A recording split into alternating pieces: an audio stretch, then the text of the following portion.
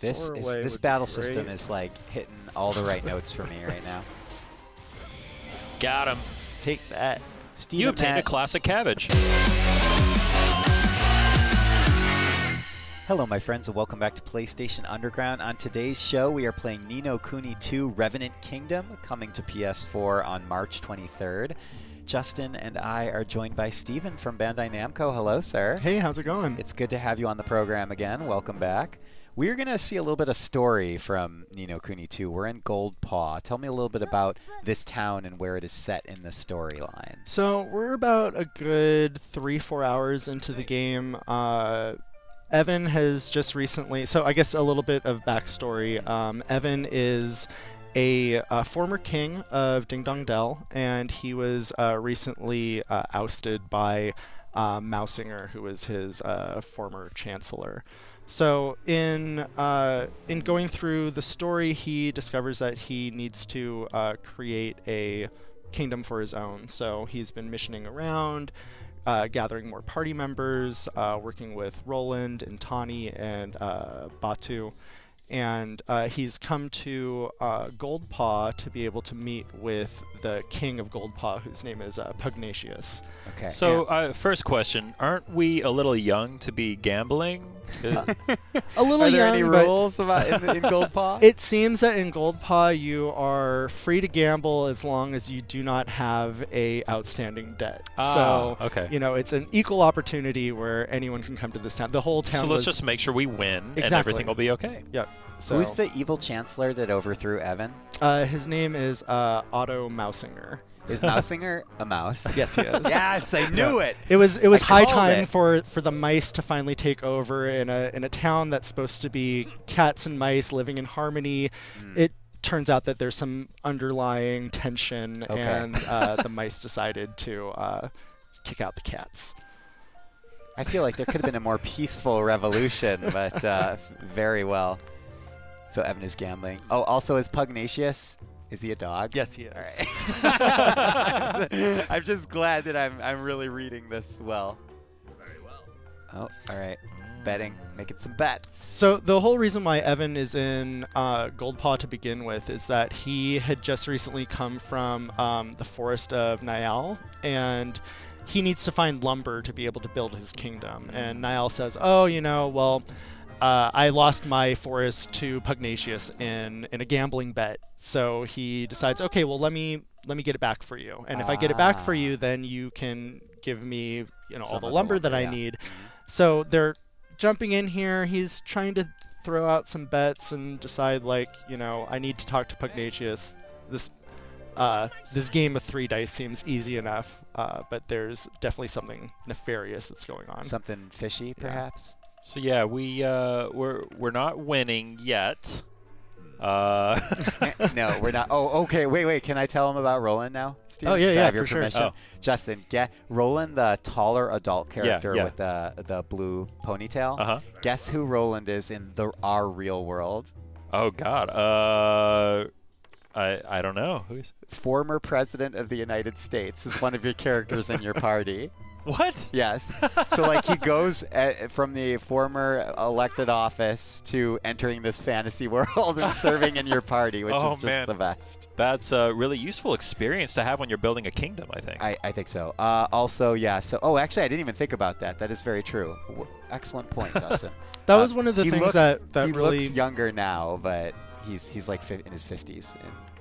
Anyway, go ahead, Steven. his thought was, like, when he came to this world and he sees, like, all the trouble that Evan's going through, but sees a lot of himself in Evan. So he decides, like, you know what, I'm going to groom him to be a ruler, because I've had experience in doing so in my own world. He actually had to explain it to Evan in that, like, well, I'm a king from where I come from, and he's like, oh, that's so amazing. He's like, well, kind of. It's more of a president, but, you know, same idea. Hey, I'm starting to think this is rigged. Shady dogs. So cute. Don't give up. Yep. I'll do this. Just wants to keep betting. I have the same problem, you know. It's I'm like, doing so well. I'm just like, let it ride, let it ride.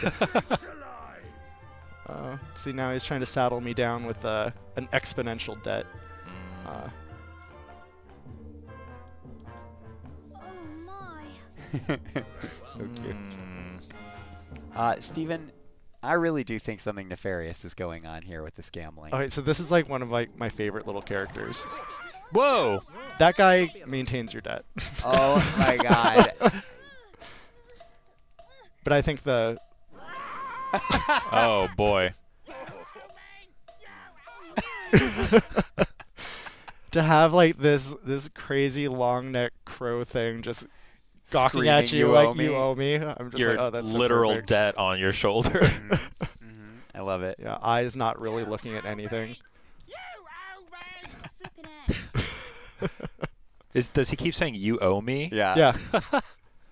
So that's the function in Gold Paw. Anyone who has a debt, there's a friendly little familiar that Friendly, will yeah. remind you kindly, Gentle that, you have reminders. that debt that's looming over your head. Their existence is purely pain to provide debt So services. So Ni no Kuni 2, is this how direct of a sequel is this to Ni no Kuni 1? Is it a completely new story in the same universe, or are we going to see what happened to Oliver and all that, or?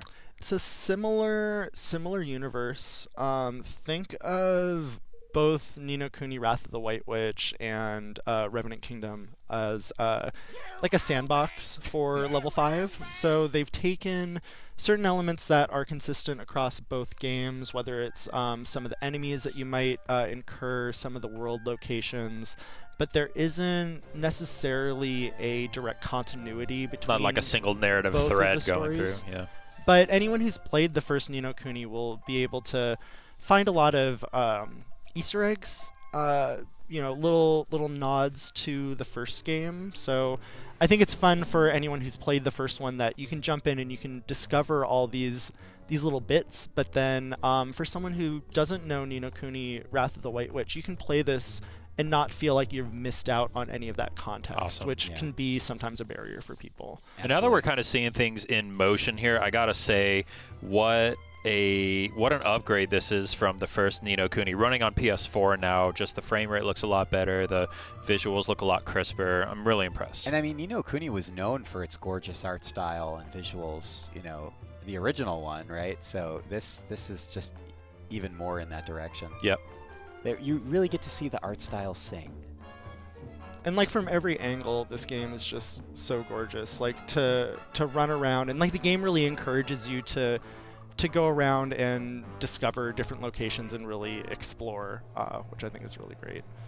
So now we're gonna go investigate what the shady happenings I with think these. this is a casino. Yes. Okay. The giant dice Yeah. gave it away. Yeah. Evan's gonna be turned away not because he is a child, but because he has his little debt bird. Ugh. Dead bird. I feel like you could grab that thing and use it as a weapon.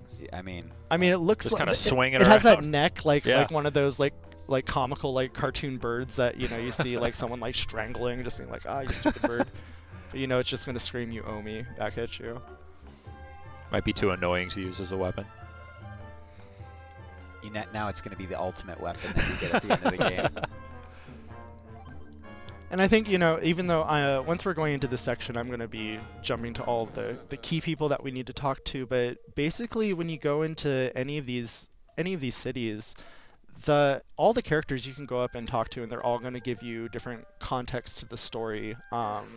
It's a lot of care has been taken in making sure that Level 5 wanted to create a very believable living world that you're interacting in. That's so valuable. I think the NPC is often not given the same love and care that the main cast is given in RPGs, but sometimes those are the characters you're interacting with the most are NPCs that are Exactly. out in the towns and in the field, and having them have poignant dialogue or pointed dialogue makes it so much better. Well, especially when these characters are supposed to conjure a feeling, and you're not really going to gather that until if you don't have a believable cast. Do Bill. Money now. Okay. I love how is it Batu? Is that the larger character's name? Yeah, so Batu, he's the head of the Sky Pirates, and that's Tani's father. He recently joined you, and he's pretty funny because he adds a bit of that tough guy comic relief. Oh, so two of your characters in the party are related. It's a father and daughter? Yes. Okay, awesome. Now, I don't know if I agree with that parenting style of going on dangerous adventures with your child. Come on. Well, it's funny because like earlier in the story, Tani is abducted by some wyverns, and she's captured, and Evan and Roland decide that they're going to go and save her, but Batu, even though he's the head of the Sky Pirates and he's this like big tough guy, he made it seem like really like, oh, this is like some insurmountable thing, like she's gone, like, you know. So it's funny how his courage comes after you've done all of the hard work. I love how the character in here was named Lady Pekingese. More dog jokes. Oh, yes. No, when you get into like the story and like the way that they've done all of the different accents too for the different characters, I find it pretty impressive. People were really fond of how Mr. Drippy's accent, I think it was like a Cockney accent? Like a weird like Scottish thing or something, yeah. Cheeky beggars. So you were mentioning that the cutscenes in this game are all done in engine now. Yes. That's interesting. No, being able to, you know, the level 5 has said to me over the course of like the 2 years or 3 years that I've been working on this project. Oh, wow. Steven, you have so much time on this project already. They've been overjoyed with just the fact that they're able to do this on PlayStation 4 and the fact that, you know, it's powerful enough for them to be able to do everything in game and still have it be of a high cinematic quality and caliber. So thanks, you guys. Yeah, yeah. I mean, we're at the stage where the graphics do kind of have that cinematic feel to them already. So, yeah, it looks awesome. So, just about at the end of this little thing, I'm gonna jump back up, and we're gonna see how they've figured out that tricky dice situation. So, Steven, I must see justice done. There will be justice. Can't let this go. There will be justice, but in a way that only Ni no Kuni could serve you justice. We're gonna win $1 billion. Shove it in that mean dog gambler's face. Rub his nose in it. Grab the newspaper. You know. Oh. That's just You rude. have been a bad dog. And Evan is part cat? Yes. Okay. Ah. He's half and half. Interesting. He has excellent hearing, I bet. You owe me! You owe me! Very well. Goodness gracious, going at it again. He's not going to lose this time. I got this time. I'll be counting on you. Let's go, Lofty. Lofty just. So, Alright. which will it be? Red. Time to put our little plan into action. Let us begin.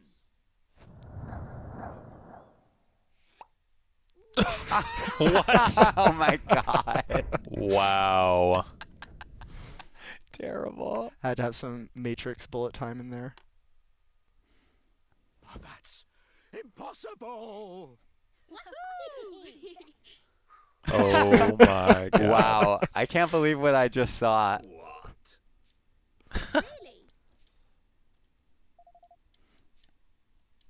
Really? Just a little booger bullet. Hmm? Yeah, save everyone. Can we equip that as a weapon in the Really? battle? That'd be great. I'm still trying to process that was a cutscene from a video game that is coming to PS4. That is just oh my god, this guy is the best. Who, Yeah, Mandarin or Pugnacious? If that's Pugnacious, I'm all about Pugnacious. That is definitely Pugnacious. Yeah. Got the 1,000-year-old face right there. Love it. Goodness.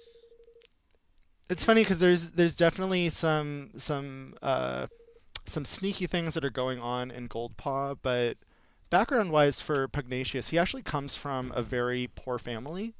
and gone. his Good. intentions were all, I guess, good-hearted to begin with, and somehow he's kind of fallen off the tracks a little bit, and greed has seemed to have superseded any sort of other judgment.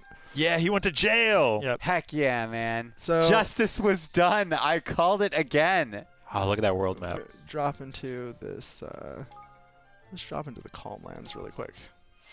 It's a good-looking world map, gotta say. It's- Oh, I it's- love as- the loading icon. As you go through the game, you find different trapdoors. And Oh my you god. Can go Oh my and, god. It helps you like get to Yes. different areas. So this is the overworld. So as you can see, the characters, they take on a more cute Little chibi forms, yeah. look to them. My gosh. That is adorable. And so when you're in the overworld, all the battles are instance battles, like you see here. But when you're in a dungeon, they're actually seamless battles that go from one area to another.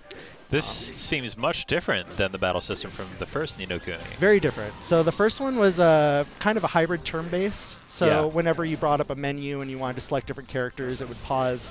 It does still do that if you're bringing up your menu for using items, so Yeah. you don't have that stress of feeling like, oh, I need to use my items in real time.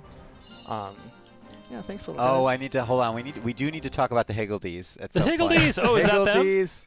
So the Higgledies are little sprite characters that are natural phenomena in this world. So they're all phenomena from different types of elements. So Right. there's fire, light, darkness, water, and you can catch them and collect them and equip them in battle, and they give you different attacks and different benefits. So they take a bit of the place Yes, of go Higgledies, the go. familiars from the first game. Like, see how there's this circle of influence here. Oh, yeah. I think that's Whifflaff. And Whifflaff, his move is to create like a field that will help me build up health for any players cool. that are within that circle. And you can discover new Higgledies throughout the game. There's these little, they're kind of like shrines, and the shrines are asking you for different items that you pick up throughout the game. And if you give them the right items, then a specific Higgledy will pop up. And they're all unique. They have their own names. They have their own little accessories. But I think the most important thing is that they have 4 different moves. There's 2 benefits that are passive, and then they have 1 active move that comes up when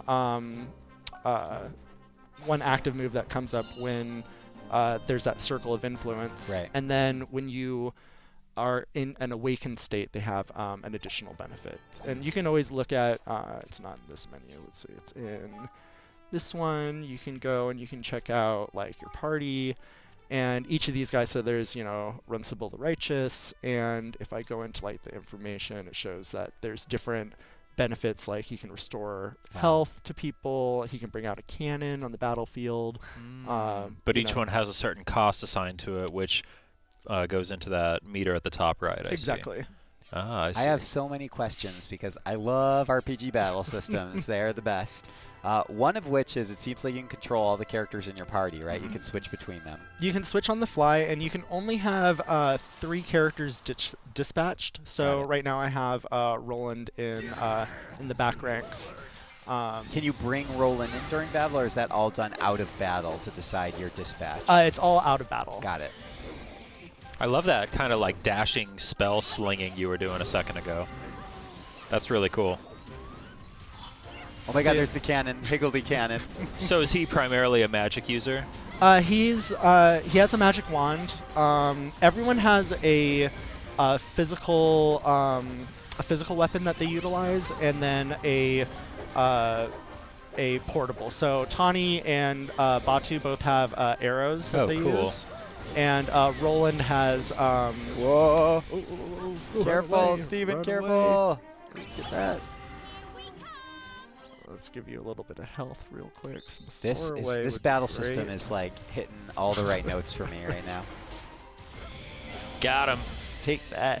Steven, You obtained a classic cabbage. The On the left side of the screen, running from up to down, there were some weapon icons there with different percentages. Can you is that going to be crucial to battle as well? Is that something you can talk about? So when you're using your different abilities or your skills that are in your skill palette, once your weapon is up to 100%, it's going to give you an added boost when you use that move. So now that I have this at 100%, I can go ahead and charge this move, and hopefully that'll... Oh wait, no, that was a steal. But then you can switch those weapons on the fly, and each weapon that you have has maybe different benefits for different elementals. I see. Different strengths, and then I can switch over to Batu. Oh, I see. So each character can bring in 3 different weapons into battle.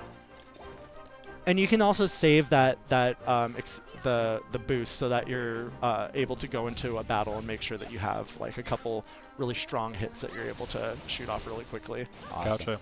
So I assume we want to use like water spells on this guy. Yeah, these guys always run away really, really trickily. Ah.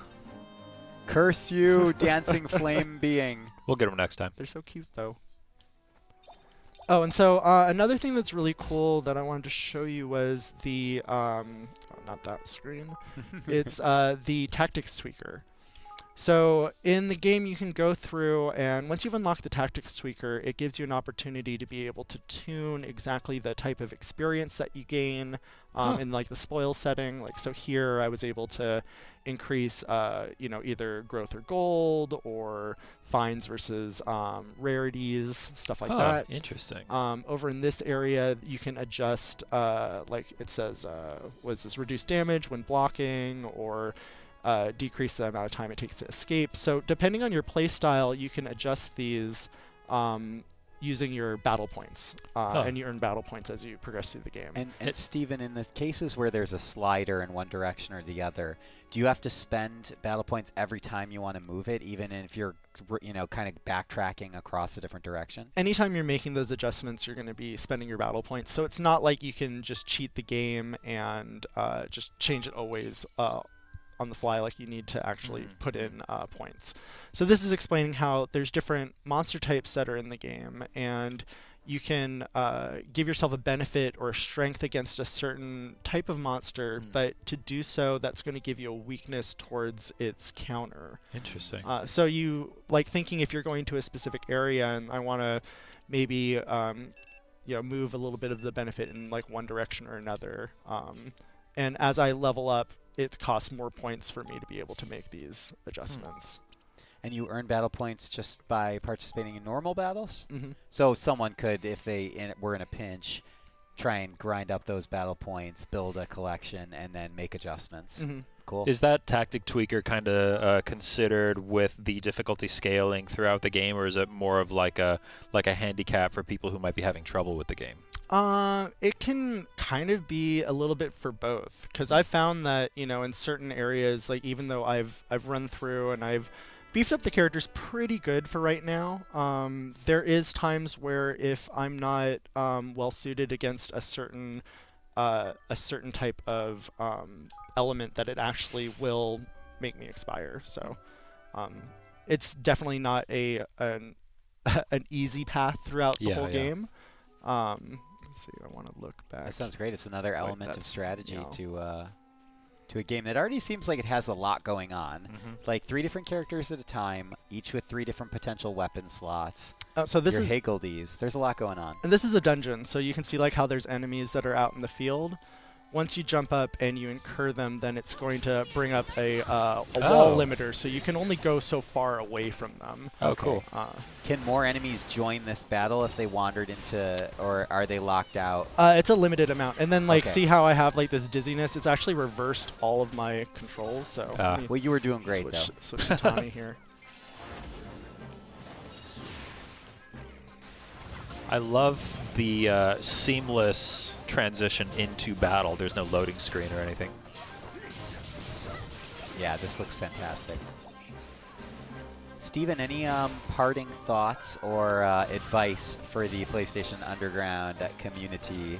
I would say, if you are a fan of Ni no Kuni 1, think of all the different pieces that you loved about that game, even if at first glance it seems like Ni no Kuni 2 doesn't have that, you just have to trust that it's been re-envisioned in a different way. And, you know, the team has just gone lengths to make sure that anything that they thought was maybe unrefined in the first game, that they really focused on that a lot in this one. So the progression through the story and pacing, the flexibility of the new gameplay action system, and just being able to continue a story-focused experience that is ageless and timeless. Stephen, I really appreciate you being on the program today. Thank you so for much. having me. Justin, thank you for joining me. Thank you. As always. I'm excited for this. Ladies and gentlemen, join the club because I am too. Ni no Kuni 2 is coming to PS4 on March 23rd. This has been PlayStation Underground. We will see you next time.